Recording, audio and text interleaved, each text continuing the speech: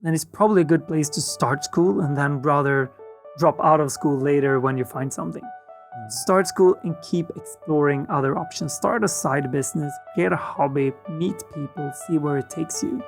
It's easier to drop out of school than it is to realize 4 years later that you wish you would have done it and you haven't done anything with your life.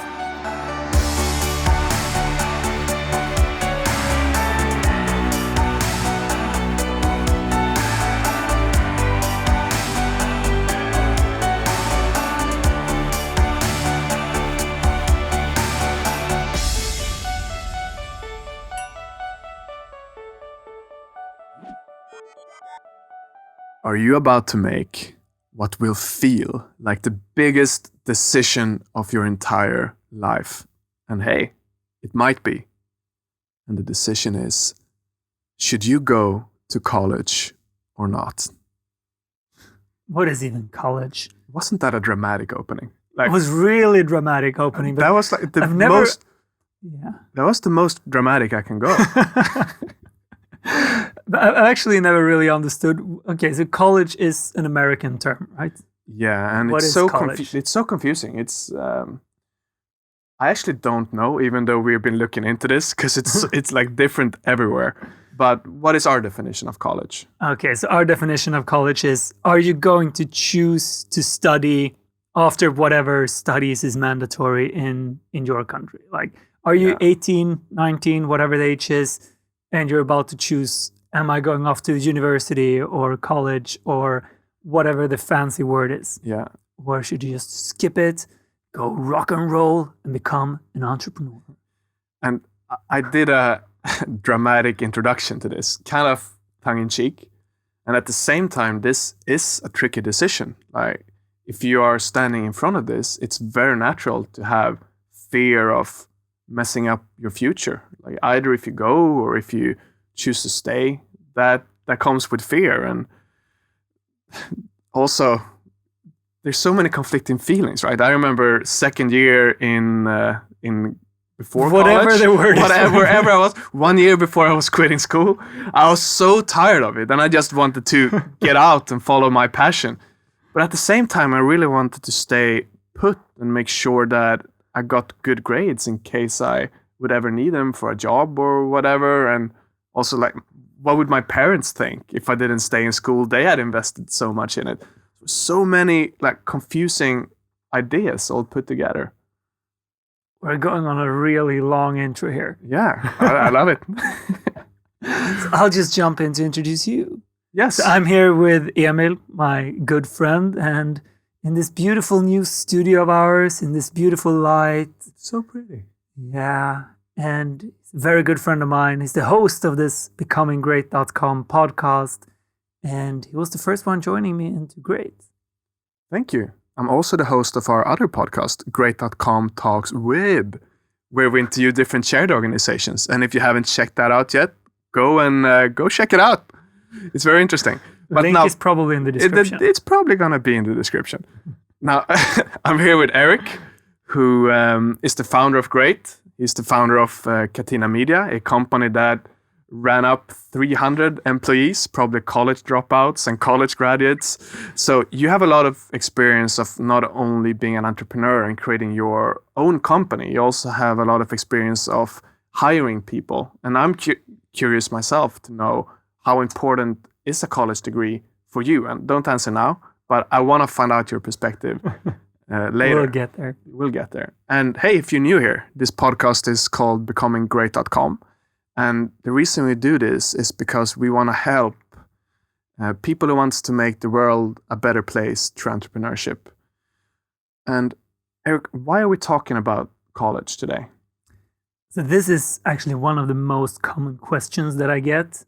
Should I go to college? Is that a good or a bad idea? And there seems to be so much confusion about this question. And I understand that. It's like this big life decision, or at least it feels like that big of a decision. And I don't have the right answer, but I'm happy to kind of discuss it and see where we end up on it. Yeah. So you didn't go to college. Why didn't you go to college? Because I found the biggest passion of my entire life when I was 16. So that was with 1.5 years to go of school. I found poker, and that escalated when I found online poker, which meant that I could play 24/7. I remember the last year in school, I slept for 3 hours per night on average. Was that a good idea? No, because I was so tired. Like, I went from having like the highest grade in almost all grades to having the highest grade in like one grade. And I also didn't make any money from poker because I was too tired. I played horrible. But yeah, I knew school just didn't seem important for me at all anymore, because I knew that after school I'm going to play poker. I had a huge passion in this. I was good at it. I knew that I could make money from it. So it wasn't even, I never even considered it.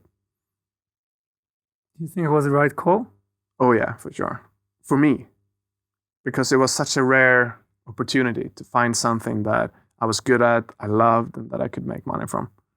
Okay, so what can someone else learn from that experience? If you're a confused teenager right now thinking about should I or should I not go to college, what can your perspective teach them?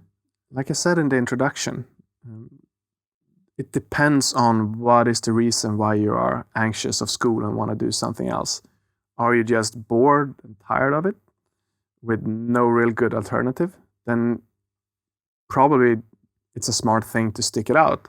But if you have something you're truly passionate about, you feel like I had zero doubt that this is what I'm going to do, and a deep conviction.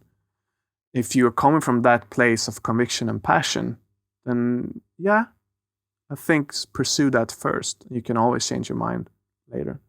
Okay, so if you are very confused about should I go to school or not, then it's probably a good idea to go to school.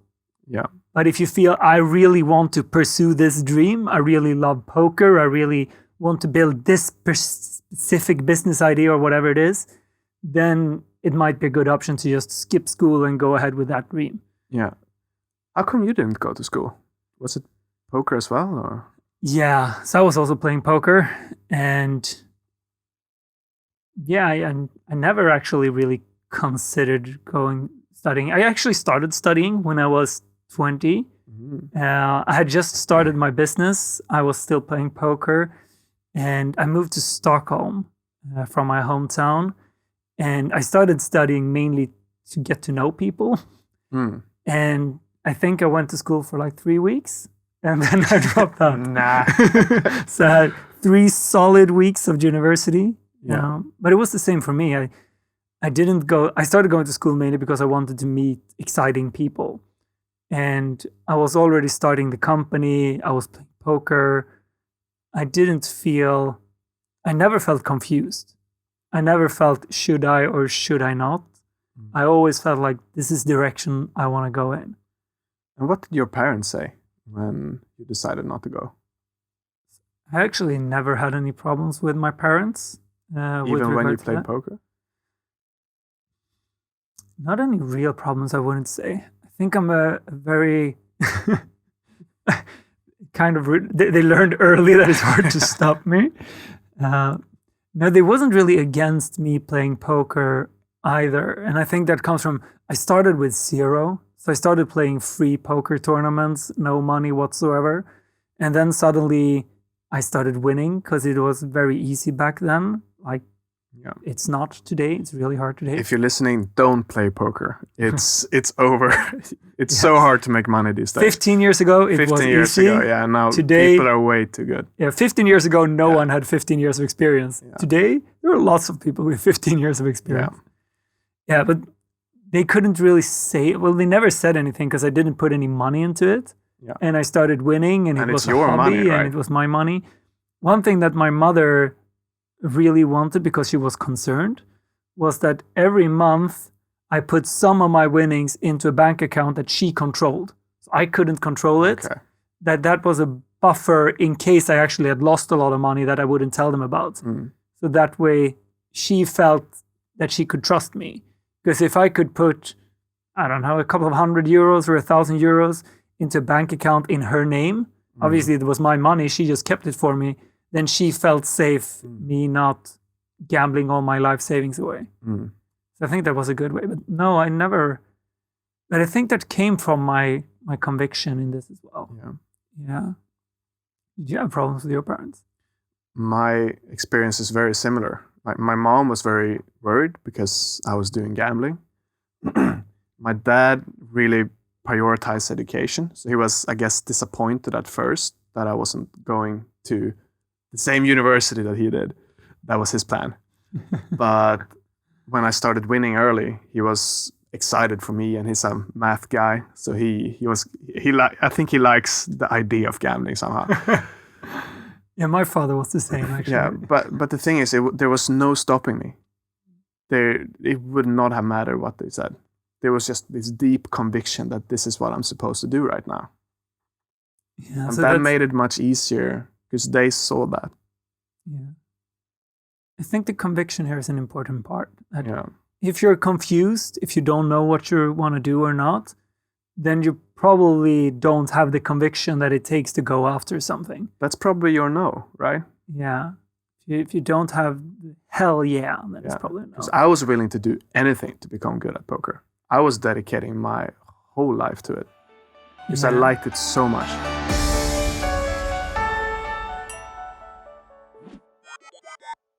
Now we have the Swedish perspective as well. I mean, in Sweden, school is free. Yeah. So it's easy to say that if you don't know what to do in Sweden, then school is probably a good Yeah. idea. If you have to pay for it, I don't know how much college is in the US, for example, but I'm thinking it's So expensive. much. Yeah.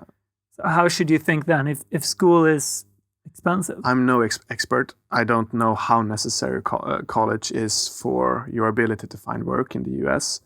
But my gut feeling is that now you're standing in front of the reverse risk as you're doing in Sweden, where if you're studying to become, let's say, a doctor in the US, then I would at least want a certain amount of conviction that I want to do this for 5, 10, 20 years, however long time it's going to take for you to repay the cost of having that education.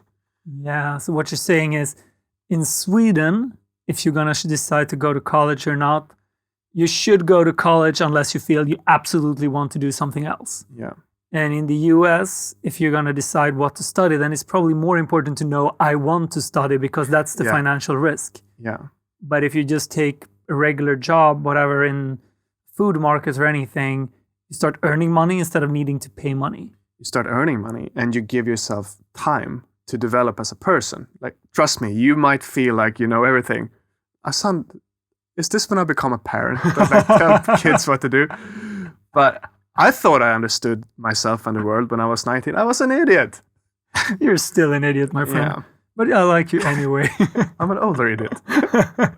When you look back at this, when you listen to this podcast in the year 2038, you look back at little childhood Emil. It's like, oh, I was so told you I'm cute. aging backwards these days.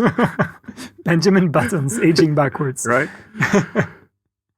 Yeah, I like that way of thinking at it. That in the US, it's probably good with more conviction to study. I know not enough about study. I would calculate how long time will I have to be in this job just to be break even. But I'm guessing that a lot of the time you're not going to college for a specific job. Like doctor, you do. But if you go there to I study guess you have an idea, right? business or If you economics study or- law or economics, or you have some sort of idea what path lies ahead of you. Unless you're doing entrepreneurship, where kind of anything can happen. Yeah. Because you're getting employed, right? Yeah. Not necessarily. I mean, so let's take this from the perspective of if you want to be an entrepreneur, is college a good idea or not? Should I go to college as an entrepreneur? And I believe that if you have a great idea in mind, you really feel passionately about one idea, take a year and try it. And if it's an idea that you can do at the same time as you're going to college, because I imagine that a lot of parents have saved up, they're really expecting you to go to college.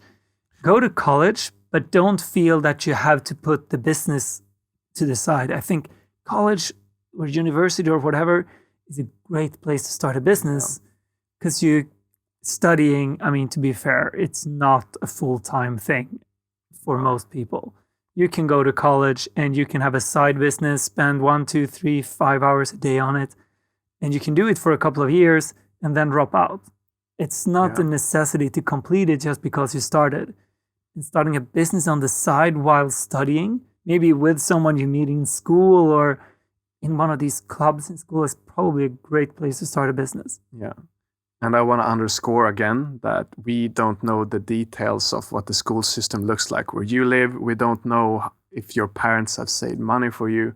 So all of those things, make your own decisions about this. I think the main point of this conversation is to spark ideas and point of views to look at this decision from.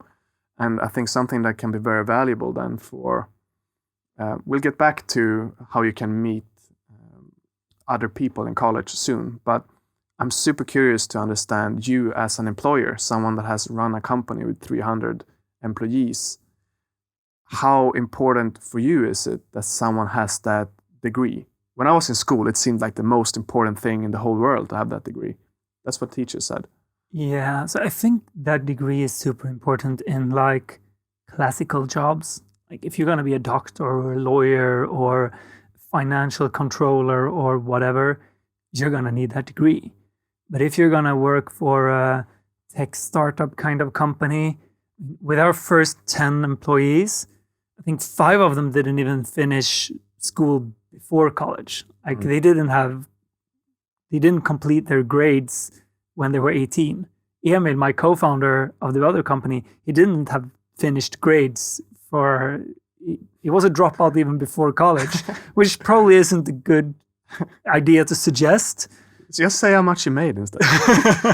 From Catena. Okay, we made a lot of money, but he built a calculator when he was 8. Yeah. So if you have built a calculator when you're 8, it's okay to skip school.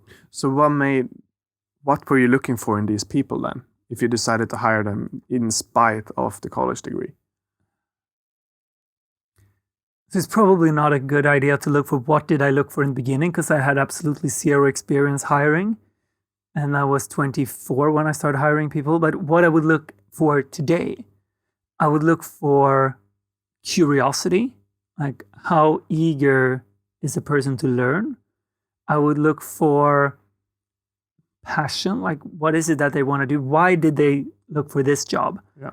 So that's like the first question I ask people who reach out and want to work with me. It's like, why me? And people who say, because I want to be rich, it's just a really shitty answer. But people who have listened to a lot of content or done a lot of research and have a good reason why they reach out to me, it's like, okay, this person have thought this through. This person knows why they're doing this. They're not sending out 100 CVs to any person to do this. So I think showing that conviction to me is crucial.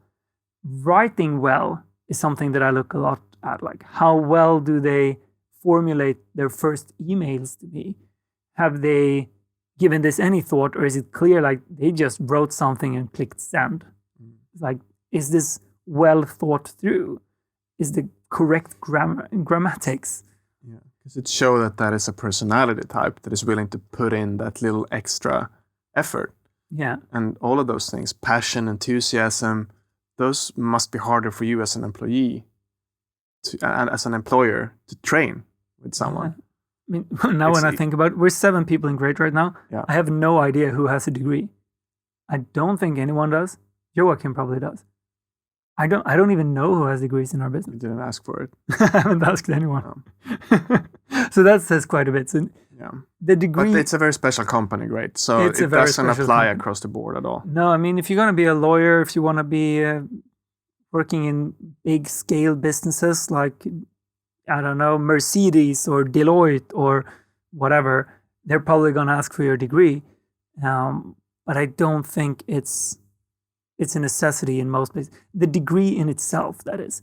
I think that there is a lot of beneficial things about going to college. If you don't know what you're going to do otherwise, I think the networking. Yeah. So now we're getting back into this really interesting topic, but I'm sure our producer want to cut in like a music thing here. So how about we create our own? He can cut it away and put in his own music thing. Okay?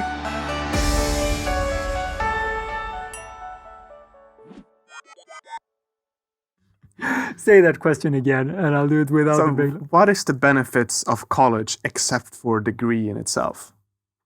So I believe a really crucial part about college is finding like-minded people.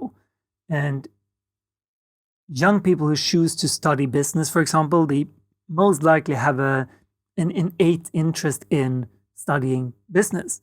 So a lot of them are going to want to start companies. So if you network with the ones in your class, but also be very, very active in the different clubs of schools. I told you I went to school for 3 weeks, but I stayed in school for a year, hanging out with the people in the economy group. So there was like an economy club Yeah. in my school. They were actually like competing in the Swedish championships of economy. And I went with them to like parties and their events and stuff like that, because those were really ambitious people who really wanted to do things. And I'm still in contact with some of them 10 years later.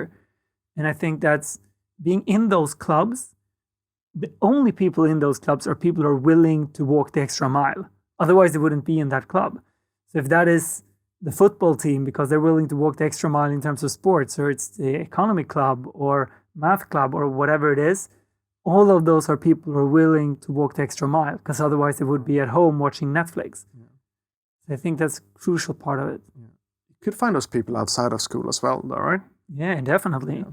It's just school is a very easy place to find them, because Mhm. all of those people, Good way to bond, I guess. You do projects together or whatever. Yeah. you're in the same part of life. If you Yeah. go out networking elsewhere, maybe you'll meet people who have kids, they have other jobs, they live in different places.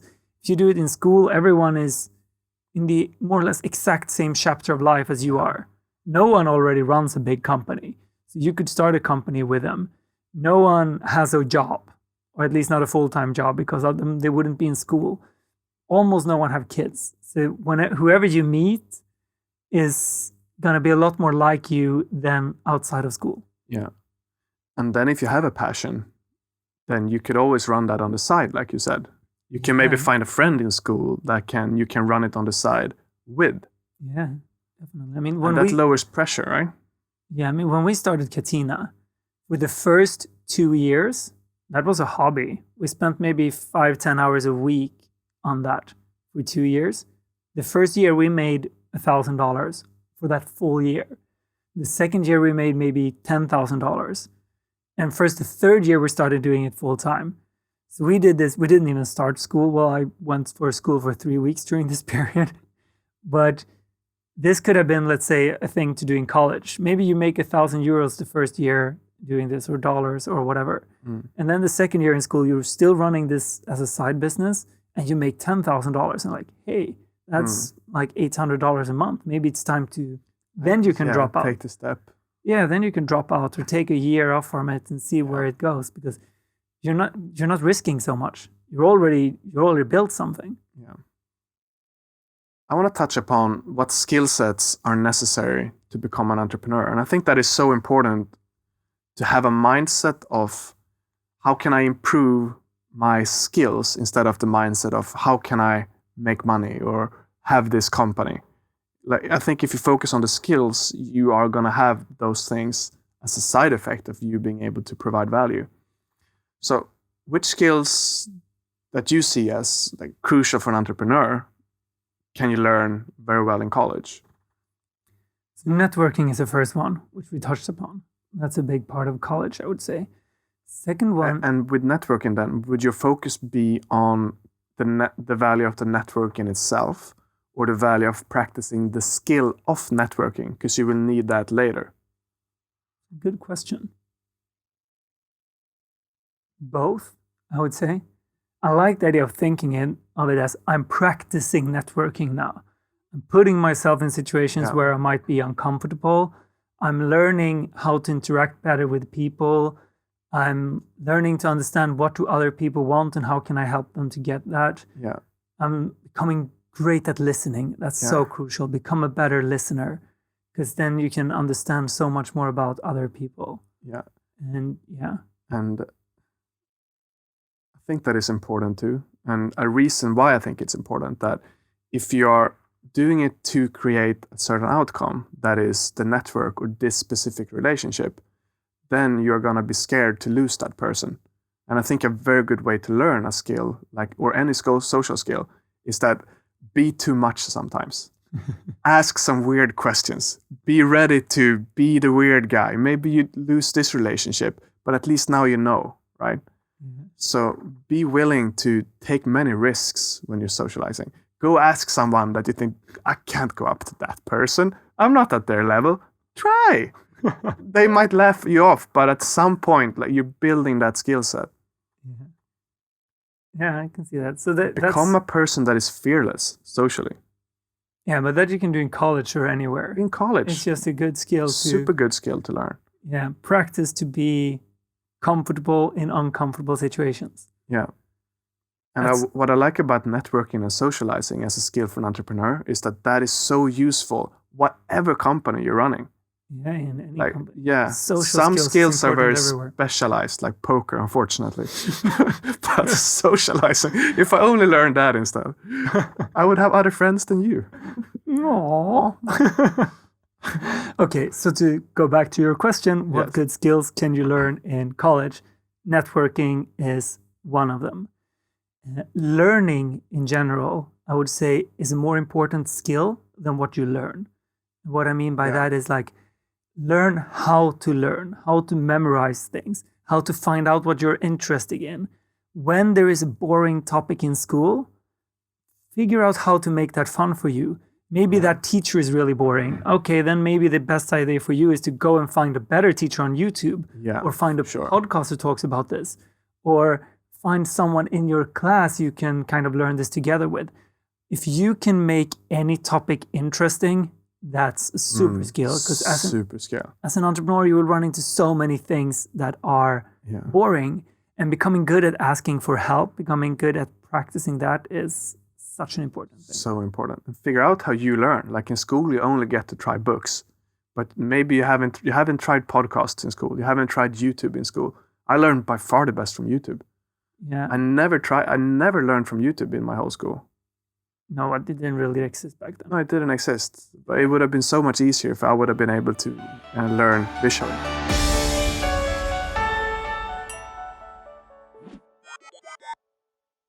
So another really crucial thing about college is to learn learning.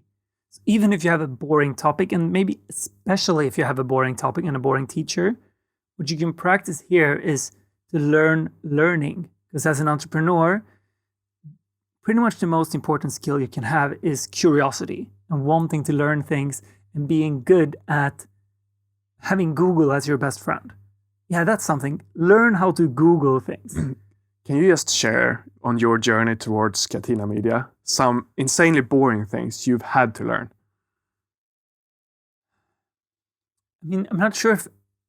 I think that's one of the crucial things that I've learned, that nothing is really boring to learn if you're just then that's a superpower, because some things about law and economics and stuff and rules, and some things that have been the most challenging has been, how do I deal with this financial bookkeeping situation? Yeah, things like that. And I remember I was gonna hire my first financial guy, and like, I didn't know what questions to ask. I didn't know how to deal with this. How do you hire someone who's supposed to be an accountant when you don't know accounting? And he had this CV with MCFF, ACPB, whatever, different abbreviations that kind of told me what degree he had. And I was like, I have no idea what this is. And I then found someone who could help me, who was sitting with me in the interviews. Actually, a friend of a friend was with me in those interviews, helping me with that process and being able to be with me. So that was one way to kind of not even needing to learn that part of this, because I couldn't learn to determine if this financial person was good or not within just, a couple of days before the interview. But that way I could kind of get someone in there. So I don't think there's been anything that I've considered like super boring to learn. And something has been really hard and I've been struggling with it in various ways. But I think if YouTube is an amazing teacher, it's nothing compared to Google, because Google can give you answers to anything. And if it's one superpower that I would like people to have when they're going to be an entrepreneur, is to ask Google for answers. Don't even find a mentor. Google is a faster mentor. Get good at Googling things, because I get so many questions from people that would have been much, much faster and better answered by Google. And just getting into the habit of, can I Google this, will be a super skill. And using that in school then, if you're in college. And being good at Googling, being good at knowing where can I find reliable information. Yeah, I mean, I Google everything. And I think that's a crucial skill to learn. And let's say you have a boring topic in school. Learn to Google ways to understand these things. Learn to find sources that you enjoy. Find podcasts, find YouTube videos, or find even people who are really passionate about this. Find your own teacher. Because in school, you have someone else have decided what you're supposed to learn. In business, no one has told you what to learn. Yeah. You need to find your own paths to learning. And find new perspectives on things often as well. Yeah. Like in school, you learned things that was put in the books 30 years ago, probably. Yeah, definitely. Maybe not that dated, definitely. But... Yeah, so networking and learning are, I would say, the two most crucial skills that you can learn in school or outside of school. And you can learn them regardless of what college degree you're going for, whatever school it is that you're going for. And those are two of the most crucial things that you can have when you need as an entrepreneur. And then find a way to learn that is fun for you. Maybe for one person it's books, for one it's podcasts, for one it's YouTube. And then specialize in that. Apply it to whatever you're doing in school right now, regardless if you're in college or if you're in junior high or high school or whatever all of these words are that I don't really know what they mean. So one more skill set is useful for entrepreneur. So one thing that I believe is super crucial as an entrepreneur is to take small calculated risks. So one thing that is common, I believe, when people think of entrepreneurs is people that take huge risks. Like you're Christopher Columbus, you're going straight out over the ocean because you're going to find America. And when you're halfway, you're out of food and you're kind of saying, either we'll go forward and we'll see if we find something or we go back. That's like the kind of perfect example of an entrepreneur. You launch, you're Elon Musk and you're like, I'm going to go to Mars. I think that's the wrong interpretation of what is an entrepreneur. I think a successful entrepreneur, most of the time, is someone who takes a lot of small risks and never risk it all. Because if you risk it all, you can only be wrong once. And you can't really afford to just be wrong once, because I've been wrong so many times. And it takes you longer time to rebuild if you lose it all. Yeah. I mean, sometimes you can't even. So I think that what you touched upon before, learning social skills can be part of that. Take risks socially. Go up and talk to that man or woman, or try something new. Just make a fool out of yourself, because that's taking a small risk that can have a big return. I mean, going up and talking to that girl, that's probably the smallest risk you can take compared to the return you can have. Worst case scenario, she doesn't like you. Best case scenario, you fall in love and you spend the rest of your life together. Yeah, or you try 100 more times. And then when you meet the right girl, you now have built up the confidence and social skills to mesmerize her. Yeah. So to learn how to take small risks, I would say, is a crucial part of college as well. Start a small business. Don't drop out of college. Start a small little side project. Worst case, you fail. It's not the end of the world. Join one of the sports. Play around with it and see what happens. Talk to people. Just take a lot of small risks and take very, very few big risks. Especially if you're talking about risking a lot of your money, because that money can be spent to buy the most valuable thing in the world, which is your time. Freedom to learn things that you are passionate about, that you then can apply to your entrepreneurship. Yeah. If you have money, you can spend that to survive for a while instead of taking a job. So don't start a business that requires a lot of money in the beginning, because it's very likely you will fail. Almost Off the top of my head, I don't know any entrepreneur who succeeded on the first try. Anyone I know a lot of people who run companies, and I can't think of anyone who succeeded with their first one. It's actually an interesting insight. I haven't thought of that before. Maybe one. Yeah. Be prepared to fail. So don't put up too much money in the beginning, because then it's gonna burn.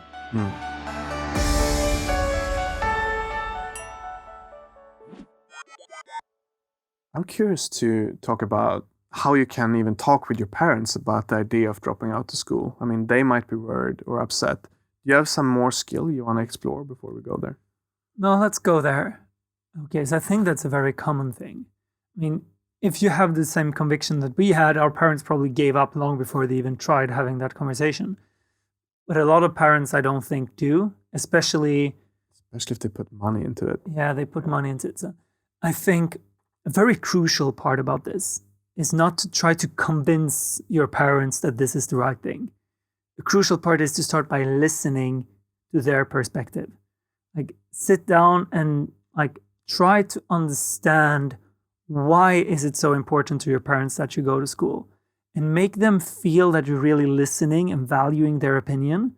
Because if you're just saying your thing, they're going to feel that you haven't even listened to their aspect, and that's why you haven't even taken in the information, so you can't possibly be right. And how are they going to react then, do you think? I believe that if they don't feel listened to, they're going to get angry, they're going to feel disrespected, they're not going to trust your judgment because you haven't even listened to their thoughts and their perspectives on this. But if the other hand... So is a better word for listen then, to ask questions and really want to find out what their perspective is? Yeah, I mean... Listen to me sounds like you are not saying things. So I think that's an important distinction to make then. I think you get active listening. Yeah, I mean, listen to understand, ask a lot of questions. Before you start to tell them why you don't want to do something, try to understand why they want you to do something. And I believe that a lot of parents are not listening to their teenagers when they say, I want to drop out of school. They're like, that's a stupid idea, you stay in school. And I think that comes a lot from that the parents aren't being listened to either or understood. I believe, and this comes not from experience with that particular situation, but my experience with other situations when I feel that people don't understand me, that if I focus all of my energy on understanding their perspective first, I'm not arguing against them, I'm just trying to listen, ask questions, and when I can make them feel that they have gotten the time to communicate everything they want to tell me, when they have gotten their message clear, then they are so much more receptive of whatever it is that I want to say. Then they are more or less open to hear me out because they feel that I heard them out.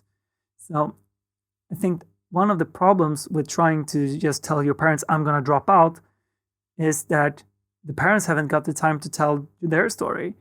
Everyone who asks me questions about how to talk to their parents just ask me, how can I convince my parents this is a good idea? It's like, you're starting in the wrong end. You don't know why they think college is so important. No, exactly. You don't understand what was the consequences when they were in school if you didn't go to college. Yeah. And convince, I believe, is a really bad word. Yeah. I think if you really understand your parents and they take the time to really understand you, which I believe at least a lot of parents, not all parents, but a lot of parents will, once they feel listened to and heard and understood. I don't think convincing is needed to the same extent, because then it will be so much easier for them to see why you really want this. So what should you do then if a parent gets so afraid that they, for example, say, I forbid you to do this. You have to do something. Starts to making orders over you. And that kind of what I would call toxic behavior. I mean, it's really, really hard. Because I think you get a long way with listening. I think you get a long way by asking questions and trying to understand. And at the same time, it's not going to solve every situation at every time. And if a parent is far too demanding and you're not getting anywhere, I don't have the perfect solution for it. I think really trying to understand them the most you possibly can is a good start. And if that really doesn't work, then you either have to obey or disobey. Either listen to their recommendation or just go the other way and do your own thing. I don't have a magic pill. It is pill. a superpower to be so calm and grounded that you can respond to orders and accusations and demands with questions. Why is this so important for you? How would it feel for you if I didn't go to school and I messed up my economy? Would that make you feel unsafe? Would that make you feel like a failed parent? Of course, you can't speak like that to every parent, but I think that you get so far with silence. I think that's the easiest trick, because to be able to find the right answers and the right way of communicating to people is really hard. I think by just not interrupting someone who's talking and just listening and looking at them and really try to understand them, I think you get so far. That's my experience, that a lot of people keep talking, and even if you don't even understand them, as long as they feel that you're trying, that means a lot. I never tried to understand my parents when I was a teenager. I screamed and I did it my way. And that hurt our relationship. And I believe that, and it was the same way the other way around. I didn't feel listened to. I didn't feel that they tried to understand me. But today, when I'm in similar situations, I very rarely talk until I feel that the other person is down talking. And I ask questions, but only after like at least 10 seconds of silence, or when it's really, really clear that they are done talking.